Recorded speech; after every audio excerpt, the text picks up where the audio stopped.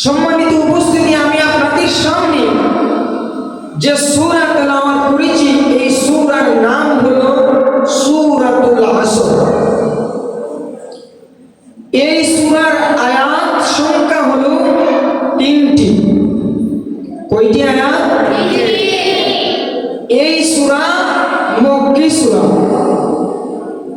আমার তেলাওয়াতকৃত আয়াত, আমার তেলাওয়াতকৃত সূরা 30 নম্বর পারার লাস্টের দিকে, 30 নম্বর পারার লাস্টের দিকে ছোট্ট 1 থেকে 1.5 লাইনের এই সূরা। সূরাটির নাম হলো সূরাতুল আসর। সূরা মক্কি সূরা, এটা মক্কায় নাযিল হয়েছে এবং এই সূরার আয়াত সংখ্যা হলো 3টি। এটা হলো তেলাওয়াতকৃত সূরার সংক্ষিপ্ত পরিচিতিটা মনে থাকবে। এই সূরাতে আল্লাহ পাক রব্বুল আলামিন বলেন, সরল তরজমা অনুবাদটুকু জেনে নিই। আল্লাহ বলেন ওয়াল আসর। আসরুন মানে হলো সময়, টাইম, যুগ। ওয়াল আসর, ওয়াও এর তাসমিয়া, অর্থাৎ কসম করেছেন আল্লাহ পাক। ওয়াল আসর, সময়ের শপথ, সময়ের কসম। ইন্নাল ইনসানা লাফি খুসর। ইন্নাল ইনসানা, নিশ্চয় সমস্ত মানুষ, লাফি খুসর, অবশ্যই ক্ষতির মধ্যে আছে। সব মানুষ, সমস্ত মানুষ ক্ষতির মধ্যে আছে। ইল্লা, তবে তারা নয়। ইল্লাল্লাযীনা আমানু, যারা ঈমানদার তারা নয়। ওয়া আমিলুস সালিহাত, এবং যারা নেক কাজ করে তারাও নয়। ওয়া তাওয়াসাউ বিল হাক্কি ওয়া তাওয়াসাউ বিস সবর, এবং যারা সৎ পথে মানুষদেরকে দাওয়াত দেয় তারাও নয়, এবং যারা মানুষকে সবর এবং ধৈর্যের দাওয়াত দেয় তারাও নয়। এই 4 গুণওয়ালা মানুষ ক্ষতির মধ্যে নয়, আর বাকি সব মানুষ কিসের মধ্যে? ক্ষতির মধ্যে আছে। এই সূরার সরল অনুবাদটুকু আমরা জেনে নিলাম। এখন জানবো এই সূরার শানে নুজুল। তাফসীরের একটা পরিভাষা হলো এই সূরা কেন নাজিল হয়, এই আয়াত কেন নাজিল হয়, শানে নুজুল, সবাবে নুজুল, এটা জানা দরকার। এটা না জানলে এই সূরার আলোচনাটা পুরোপুরি বুঝে আসে না। এখন বলবো এই সূরার শানে নুজুল। এই সূরার শানে নুজুল আল্লাহ পাক রব্বুল আলামিন জানেন মানুষ অবশ্যই সময়ের কদর করবে না, এবং যারা আল্লাহ এবং তার রাসূলের পথে জীবন যাপন পরিচালনা করে এদেরকে এক পুরো মানুষ বলবে যে তারা ক্ষতির মধ্যে আছে। যারা আল্লাহ এবং তার রাসূলের পথে জীবন যাপন পরিচালনা করে তাদেরকে এক পুরো মানুষ কি বলবে? যে তারা ক্ষতির মধ্যে আছে। অনেকেই বলে না হুজুররা তারা তো কেত, এরকম অনেকেই বলে, কি বলে না? অনেকেরই হুজুর দেখলে চুলকানি, হুজুরদেরকে দেখলে সহ্য হয় না, চুলকানি শুরু হয়ে যায়। তারা নিজেকে ভাবে তারা স্মার্ট, হুজুররা আর স্মার্ট, মুত্তাকিরা ঈমানদাররা নাকি ফেল, আর তারা নাকি স্মার্ট ডিজিটাল, এটা তারা নিজেদেরকে ভাবে।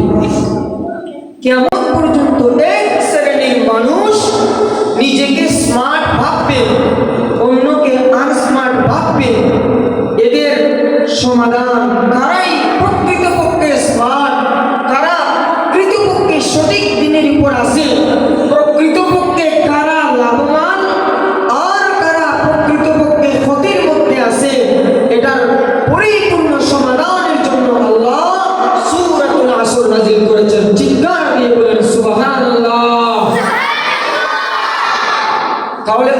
ক্ষেপ, অমুক স্মার্ট, তমুক আনস্মার্ট, এটা বলার দিন শেষ। কে স্মার্ট, কে আনস্মার্ট, এটার মাপকাঠি আল্লাহ সূরাতুল আসর নাযিল করেছেন। সূরাতুল আসর দিয়ে আমরা এটাকে মাপবো, মাপার পর দেখবো কে খাঁটি, কে নরমাল, কে স্মার্ট, কে আনস্মার্ট। ঠিক কিনা? নবীজি সাল্লাল্লাহু আলাইহি ওয়াসাল্লামের প্রথম 40 বছর নবুয়তি মানুষদেরকে দাওয়াত দেওয়ার পূর্বে প্রথম 40 বছর মানুষের কাছে খুবই প্রিয় ছিল। কোন মানুষের কাছে আল্লাহর দ্বীনের দাওয়াত দেন নাই, নবীজি মানুষের কাছে অনেক প্রিয় ছিল। কিন্তু যখনই নবীজি দ্বীনের দাওয়াত দেওয়া শুরু করলেন, তখনই আল্লাহ রাসূল সাল্লাল্লাহু আলাইহি ওয়াসাল্লামের বিরুদ্ধে মক্কার কাফির বেঈমানেরা ষড়যন্ত্র শুরু করে দিয়েছে। 40 বছরের জিন্দেগিতে তারা রাসূল সাল্লাল্লাহু আলাইহি ওয়াসাল্লামকে আল আমিন বলেছিল, আস-সাদিক বলে উপাধি দিয়েছিল। যখনই মানুষদেরকে লাভের দিকে দাওয়াত দিয়েছেন, আল্লাহর দিকে দাওয়াত দিয়েছেন, সত্যের দিকে দাওয়াত দিয়েছেন, তখনই তারা বলতে শুরু করে দিল যে নবীজি সাল্লাল্লাহু আলাইহি ওয়াসাল্লাম নাকি ক্ষতির মধ্যে পড়ে গেছে, ধ্বংস হয়ে গেছে। এরকম তারা বলাবলি সমালোচনা চতুর্দিকে শুরু করে দিল। নবীজি সাল্লাল্লাহু আলাইহি ওয়াসাল্লাম মানুষদেরকে প্রথম 40 বছরের জিন্দেগিতে কোনো দাওয়াত দেন নাই। যেই মাত্র নবীজি সাল্লাল্লাহু আলাইহি ওয়াসাল্লামকে আল্লাহ রাব্বুল আলামিন দাওয়াত দেওয়ার আদেশ দিয়ে দিয়েছেন, আল্লাহ নবীজিকে আল্লাহ বলেছেন, ওগো নবীজি তুমি মানুষদেরকে দ্বীনের দাওয়াত দেওয়া শুরু করো। আল্লাহর নির্দেশ পাইয়া নবীজি সাল্লাল্লাহু আলাইহি ওয়াসাল্লাম যখন মানুষদেরকে দাওয়াত দেওয়া শুরু করে দিয়েছেন, তখন কিছু সংখ্যক মানুষ দাওয়াতকে গ্রহণ করেছে, আর কিছু সংখ্যক মক্কার কাফেররা দাওয়াতকে কবুল করে নাই, গ্রহণ করে নাই। তারাই বলাবলি শুরু করে দিয়েছে, মুহাম্মদ আগে ভালো ছিল, এখন মুহাম্মদ ক্ষতি হয়ে গেছে, ক্ষতির মধ্যে পড়ে গেছে, ধ্বংস হয়ে গেছে। মুহাম্মদ তো আগে ভালো ছিল, এখন ধ্বংসপ্রাপ্ত হয়ে গেছে। এইরকম বলাবলি যখন তারা শুরু করেছে, তখন তাদের এই সমস্ত বলাবলির জবাবে আল্লাহ সূরাতুল আসরকে নাযিল করিয়া জানায় দিলেন, কে ক্ষতির মধ্যে আছে আর কে ভালো, কে লাভবান আর কে ক্ষতি, এটা তোমরা মাপবা না, এটা মাপবো কোরআন দিয়া। সূরাতুল আসরকে আল্লাহ নাযিল করে দিয়েছেন। এই আসর সূরা নাযিল করিয়া শুধুমাত্র নবীজির ব্যাপারে বলেন নাই যে আমার নবী ক্ষতির মধ্যে নয়, তোমরা ক্ষতির মধ্যে আছো, এরকম বলেন নাই। বরং আল্লাহ কিয়ামত পর্যন্ত যে সমস্ত লোকেরা আবু জাহেলের বংশধরেরা, আবু লাহাবের বংশধরেরা, কিয়ামত পর্যন্ত যারা ভালো মানুষদেরকে বলবে ক্ষতির মধ্যে আছে, কিয়ামত পর্যন্ত একদম আলেম উলামাদেরকে, হক্কানি বুজুর্গদেরকে কিয়ামত পর্যন্ত যারা আনস্মার্ট বলবে, এদের প্রত্যেকের জন্য আল্লাহ আসর সূরা নাযিল করিয়া মাপকাঠি দিয়া দিয়েছেন। কে ব্যক্তি ভালোর মধ্যে আছে, কে ব্যক্তি লাভবান আর কে ব্যক্তি ক্ষতিগ্রস্ত, এইটা তোমরা পাঁচ পিস করবাই, এইটা মাপবাই সূরাতুল আসর দিয়া। সূরাতুল আসরি খারাপ ক্ষতির মধ্যে আছে আর তারা লাভবান, এটা সূরাতুল আসর দিয়ে তোমরা মাপবাই। এখন সূরাতুল আসরের প্রথম আয়াতে আল্লাহ শপথ করেছেন, কসম খেয়েছেন, ওয়াল আসর। কিসের কসম? আসরের কসম। আসর মানে সময়, সময়ের কসম। এখন এই সময় দ্বারা কোন সময়? বিস্তারিত সময় পাইলে করব, তার আগে আরেকটি শানে নুজুল সহজে বোঝার জন্য আপনাদেরকে বলে মূল আলোচনায় প্রবেশ করব ইনশাআল্লাহ। শানে নুজুলটা হলো নবীজির দাওয়াতে সর্বপ্রথম হযরত আবু বকর সিদ্দিক রাদিয়াল্লাহু আনহু কলিমা পড়ে মুসলমান হয়ে গেছেন।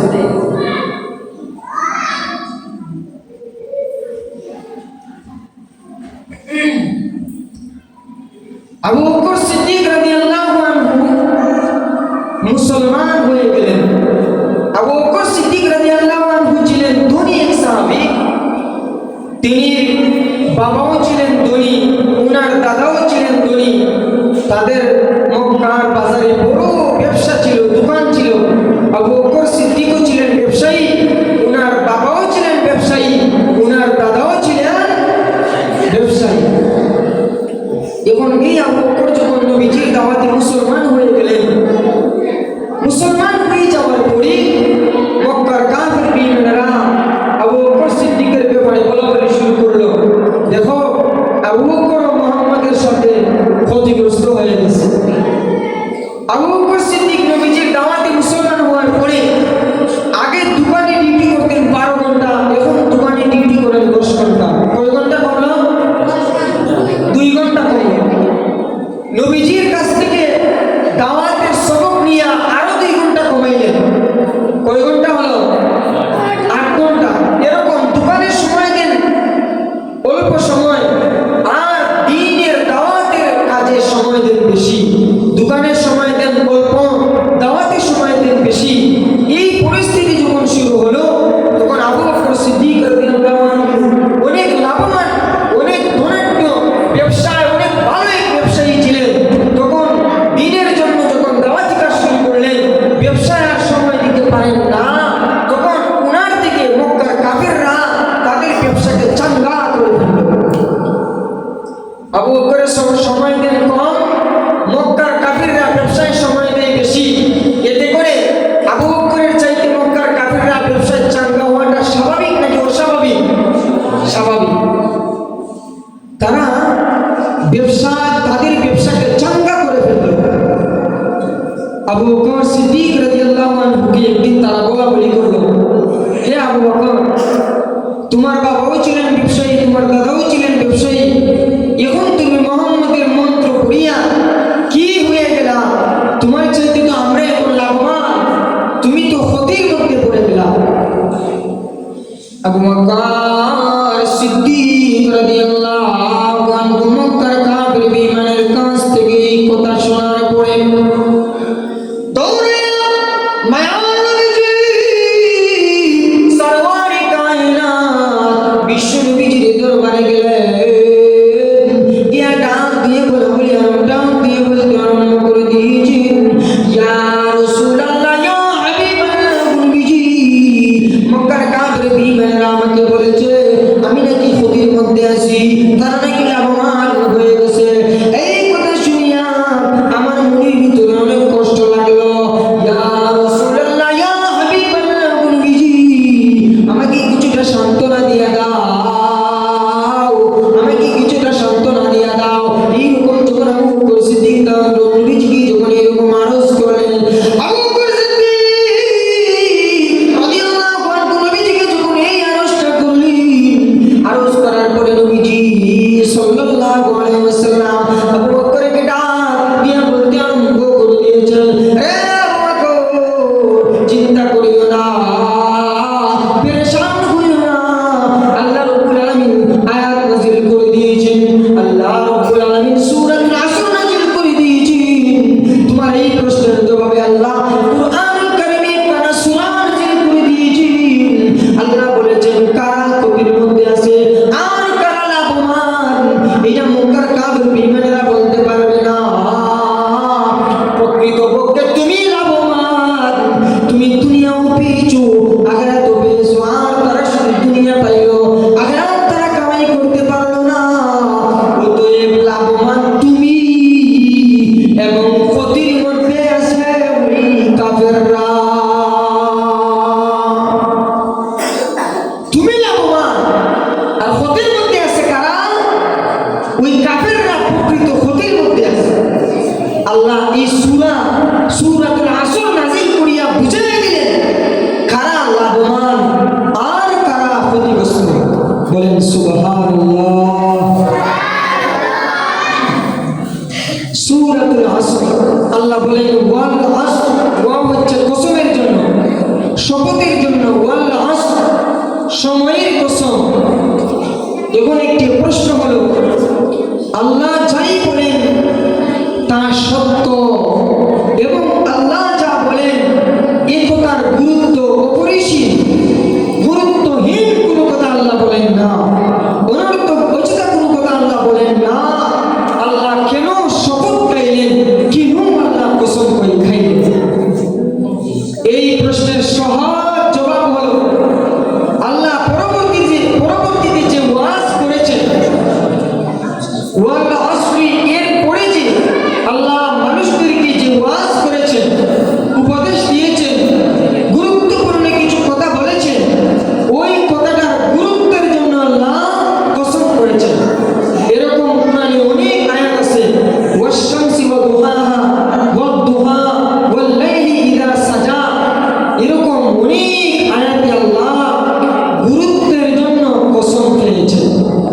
ডাবল গুরুত্ব। এমনিতেই তো আল্লাহ বললেই যে গুরুত্ব বেড়ে যায়, তারপর আবার কসম খেয়ে আরো গুরুত্ব দিয়েছে, গুরুত্বের উপর আরো গুরুত্ব, ডাবল গুরুত্ব দিয়েছে। আল্লাহ ডাবল গুরুত্ব করে দিলেন, কেন দিলেন? আল্লাহ জানেন এই পৃথিবীর মানুষেরা এই দুনিয়াতে এসে সময়কে কদর করবে না, অথচ তার জীবনের পুঁজিটাই হলো একমাত্র সময়। মানুষের জীবনের যে পুঁজি, কামাই করার পুঁজি, এটা কি ভাই? সময়। একমাত্র সময়ই হচ্ছে মানুষের জীবনের কামাই করার পুঁজি। একজন মানুষ যদি একটা কাজ করতে চায় তাহলে সময়ের প্রয়োজন, সময় ছাড়া কাজ করা অসম্ভব। আল্লাহ পাক রব্বুল আলামিন আল্লাহর দেওয়া সময়কে মানুষ ভালো কাজে ব্যয় করবে না, এটা জানেন। এজন্য সময়ের কসম খেয়েছেন যাতে করে সময়ের গুরুত্ব বেড়ে যায়। আর সময়ের গুরুত্ব বাড়লে পড়ে মানুষেরা সময়কে গুরুত্ব দেয়। ওয়াল আসর, সময়ের কসম। কোন সময়ের কসম?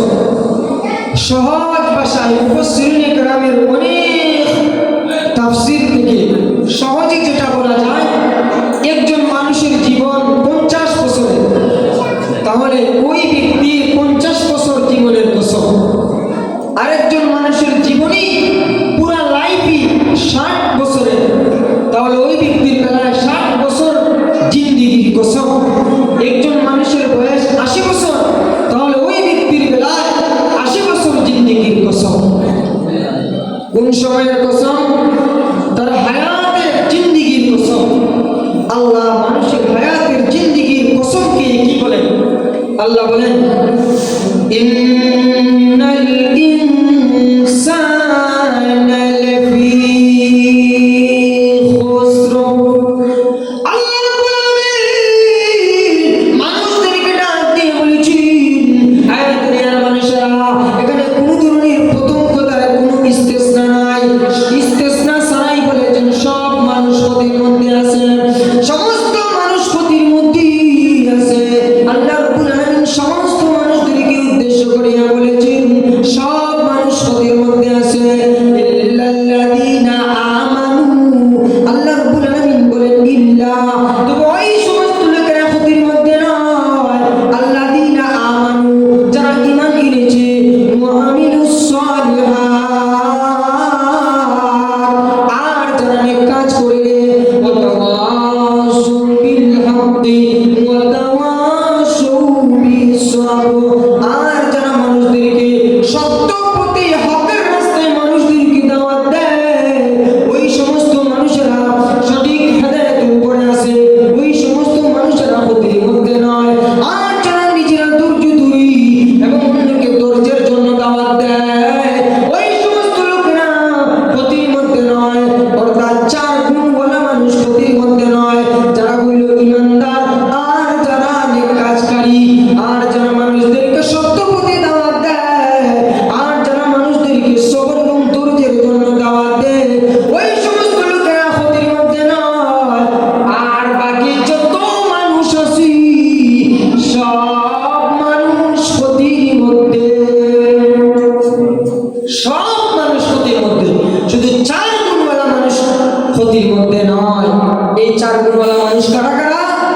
ঈমানদার, সালেহীন, নেক কাজ যারা করে তারা, আর যারা সৎপথে মানুষকে দাওয়াত দেয় এবং সবর এবং ধৈর্যের জন্য মানুষকে উৎসাহিত করে। এই 4 গুণওয়ালা মানুষ কিসের মধ্যে নয়? ক্ষতির মধ্যে নয়। ইল্লাল্লাযীনা আমানু, এবং ঈমানদার যারা, যারা আল্লাহ পাক রব্বুল আলামিনকে একক এক আল্লাহর উপর যারা ঈমান আনে এবং কোনো কিছুতেই আল্লাহর সাথে শরীক না করে। ঈমানদার সে যদি শাহজালালের মাজারে গিয়া সন্তান চায়, তাহলে তার ঈমান আর থাকে না।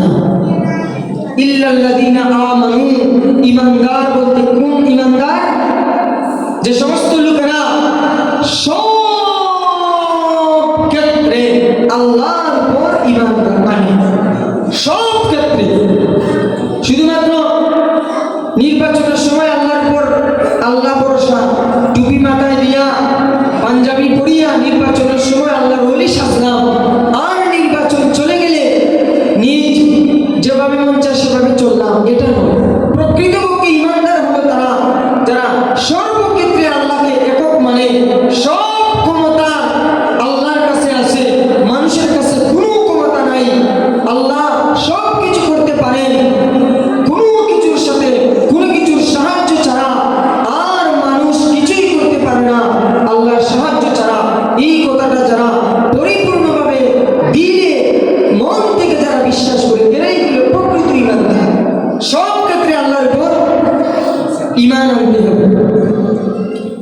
এজন্য এমন ইমান যে ইমানের সাথে কোনো শিরিক নাই, শিরিক মুক্ত ইমান যেই ব্যক্তি আল্লাহর উপর আনতে পারবে ওই ব্যক্তি কিসের মধ্যে নয়, ক্ষতির মধ্যে নয়, শুধু নামদারি ইমানদার নয়। এমন ইমানদার আছে তারা বলে আমরা নামাজ না পড়লে কোনো অসুবিধা নাই, আমার ইমান শক্ত আছে। নামাজ না পড়লে সমস্যা নাই, কি শক্ত আছে? ইমান শক্ত আছে না। প্রকৃত ইমানদাররা কিসের মধ্যে নয়, ক্ষতির মধ্যে নয়। এটা হলো প্রথম নম্বর গুণ। সময় অল্প সংক্ষিপ্তভাবে বলে সময়টাকে পার করি। 2 নম্বর গুণ হলো ওয়াহামিলুস সালিহাত, যারা নেক কাজ করে। সহজে বুঝেন, আমার দিকে তাকান। ওয়াহামিলুস সালিহাত, যারা নেক কাজ করে। কি কাজ? নেক কাজ। অর্থাৎ আল্লাহ পাক রব্বুল আলামিন যে সমস্ত কাজের আদেশ দিয়েছেন সব আদিষ্ট বিষয়ে পালন করা, এবং আল্লাহ পাক রব্বুল আলামিন যে সমস্ত কাজ থেকে নিষেধ করেছেন সমস্ত নিষিদ্ধ বিষয় থেকে পরহেজ করার নামই হইল প্রকৃতপক্ষে নেক কাজ। ওয়ামিলুস সালিহাতের ব্যাখ্যাটা বুঝছেন? আল্লাহ যা যা আদেশ করেছেন, যা যা আদেশ করেছেন সবগুলো আদিষ্ট বিষয়ের উপর পরিপূর্ণভাবে আমল করা, আর যা যা নিষেধ করেছেন সমস্ত নিষিদ্ধ বিষয় থেকে বেঁচে থাকা, সমস্ত নিষিদ্ধ বিষয় না করার নামই হইল প্রকৃতপক্ষে আমলে সালেহ, নেক কাজকারী। সহজে বুঝলেন নেক কাজ কি? নামাজ, রোজা, এগুলো আল্লাহর আদেশ। খন্ড খন্ড করে একটা একটা করে ভাঙচুর করে বললাম না, এমন একটি ব্যাখ্যা করলাম যার ভিতরে সব ঢুকায়। আল্লাহ যে সমস্ত কাজের আদেশ করেছেন সমস্ত কাজ পালন করা, আর যে সমস্ত কাজ থেকে নিষেধ করেছেন সমস্ত নিষিদ্ধ কাজ থেকে বেঁচে থাকা, এটাই হলো প্রকৃতপক্ষে নেক কাজ। ওয়ামিলুস সালিহাত, যারা এই গুণ যাদের মধ্যে আছে তারা কিসের মধ্যে নয়, ক্ষতির মধ্যে নয়। এখন কুইজা বার করেন আল্লাহ কি কি আদেশ দিচ্ছেন। নারী হইলে গুরুত্বপূর্ণ একটা আমল পর্দা, এই পর্দা আল্লাহর আদেশ। এখন যারা ওয়ামিলুস সালিহাত নেক কাজ করতে চায়, নেক কাজ তো হলো আল্লাহর সমস্ত আদিষ্ট বিষয় পালন করা, বলে এর ভিতরে পর্দাও একটা। তাহলে যারা পর্দা করে না তারা ক্ষতির মধ্যে আছে। এই ক্ষতিগ্রস্ত বলা, ক্ষতির মধ্যে থাকা মেয়েরা আর আলিমদেরকে কে বলতে পারবে না, ঠিক কিনা? মাদ্রাসার ছাত্র দেখলে আনস্মার্ট কে, এটা বলার সুযোগ আর নাই, কারণ তারা কিসের মধ্যে, ক্ষতির মধ্যে। আর লাভবান হলাম কারা? আমরা। এই জন্য স্মার্ট থাকবেন, এই সুযোগ দিবেন না, সুযোগ তো আমরাই দিই, আপনারাই দেন। আজান হয়ে গেলে সাথে সাথে মসজিদে চলে আসবেন। আজান হয়ে গেলে যখন রাস্তায় ঘোরাঘুরি করবেন তখনই অন্যরা দেখবে, মেয়েরা দেখবে, দেখে বলবে হুজুররা নামাজ পড়ে না, তখন আপনাকে কোনো একটা কথা বলার সুযোগ পাবে, এটা আপনার দেওয়া সুযোগ। আজান হওয়ার সাথে সাথে মসজিদে চলে আসবেন, তখন এই হিসাব আর করবেন না যে এখন তো 50 বাজে, নামাজ তো হলো আরো 10 মিনিট বাকি, এই হিসাব করবেন না। সন্দেহ থেকে বেঁচে থাকা, আজান হওয়ার সাথে সাথে মসজিদে আসা। আপনি তো অবশ্যই নামাজ পড়বেন। আপনি যদি বলেন আরো 10 মিনিট আছে, আরেকজন দিকে বলবে দেখ আজান হয়ে গেছে, সে মসজিদে যাবে, অথচ আপনি নামাজি, আপনি নামাজ পড়ে, কিন্তু তার কাজ হলো আপনাকে দেখলো আজান হয়ে গেছে, আপনি মসজিদের দিকে যান নাই, সে বলতে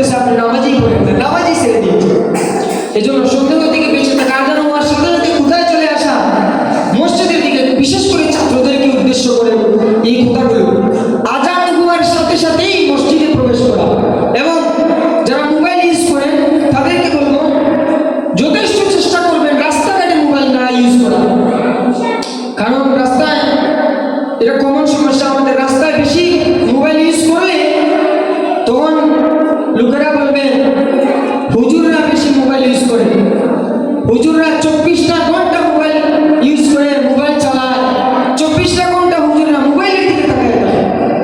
এটা বলা বলি করবে, এই জন্য রাস্তায় মোবাইল ইউজ করবেন না। আর আজান হওয়ার সাথে সাথে কোথায় চলে আসবেন? মসজিদে চলে আসবেন।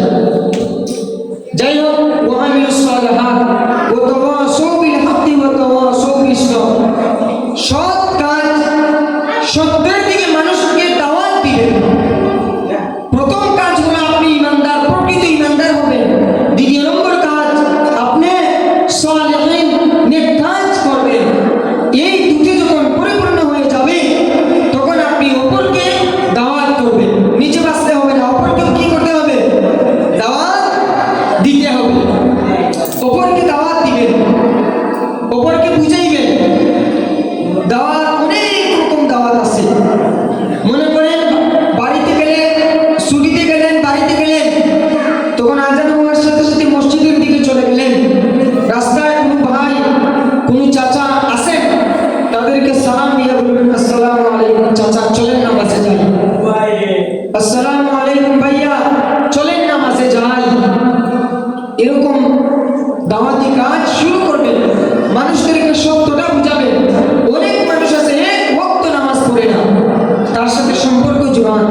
গিয়ে বলেন ভাই আমরা তো মুসলমান, আপনি তো একদিনে নামাজে যান না, কেন যান না ভাই? আল্লাহ তো এর জন্য আপনাকে জিজ্ঞাসা করবেন। তখন কি জবাব দিবে আল্লাহর কাছে? শুরু করেন দাওয়াত। এরকম যখন দাওয়াত শুরু করবেন তখন তৃতীয় নম্বর গুণ আপনার মধ্যে ফিটিং হবে এবং আপনার উপর কিছু মানুষের আঘাত, কিছু অনাস্থাও আসবে। ভালো কাজ যারা করে এদেরকে সবাই ভালোবাসে না। আপনি যখন দিনের দিকে মানুষদেরকে আহ্বান করবেন, মায়ার নবীজি, বিশ্ব নবীজি 40 বছরের জিন্দেগিতে মানুষদেরকে কলিমার দাওয়াত দেন নাই। 40 বছরের জিন্দেগিতে মানুষদেরকে ইমানের দিকে দাওয়াত দেন নাই। 40 বছরের জিন্দেগিতে মানুষদেরকে সত্যের দিকে দাওয়াত দেন নাই। 40 বছরের জিন্দেগিতে মানুষদেরকে আল্লাহর দিকে ডাকেন নাই। না ডাকার কারণে, মানুষদেরকে দাওয়াত না দেওয়ার কারণে একজনও ওনার বিরুদ্ধে যায় না। 40 বছরের জিন্দেগিতে একজন মানুষ নাই যে মানুষ আল্লাহ নবীজির বিরোধিতা করে। আর যেই মাত্র দাওয়াত শুরু করে দিয়েছি, যেই মাত্র দাওয়াত দেওয়া শুরু করলেন, মানুষদেরকে হকের পক্ষে আল্লাহর দিকে যখন আহ্বান করা শুরু করলেন, তখনই শুরু হয়ে গেছে নির্যাতন। ঠিক কিনা? নির্যাতন কখন শুরু হয়েছে? দাওয়াতের পরে। ঠিক তেমনি ভাবে আপনি যখন তৃতীয় নম্বর গুণ, মানুষদেরকে দাওয়াত দিবেন, তখন আপনার বিরুদ্ধেও কিছু মানুষ আপনারও বিরুদ্ধে লেগে যাবে। আপনারও বিরুদ্ধে কিছু মানুষ কি করবে? লেগে যাবে। তখন আপনার কাজ, আপনি ধৈর্য ধারণ করবেন। চতুর্থ নম্বর হলো ধৈর্য ধারণ করা এবং ধৈর্যের দিকে মানুষকে আহ্বান করা। আপনি নিজে ধৈর্য ধরবেন। সমস্ত নবী রাসূলগণ